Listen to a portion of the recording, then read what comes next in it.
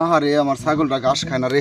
ওই দিন ধরে কি হইলো, এই সামনে ঈদ, আমি কি করব? ডাক্তার সাহেব আইছেন? আসেন আসেন আসেন। আরে কইও না, আমার হলো নানান কাজে ব্যস্ত থাকতে হয়। এই ছাগলেরই এই ছাগলেরই সমস্যা। এই খাই না। হ্যাঁ,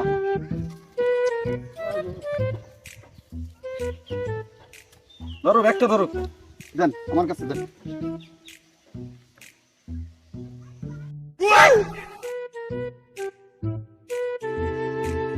সবই ঠিক আছে।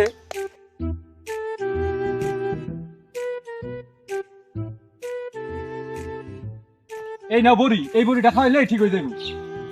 এই ওষুধ দিলেন?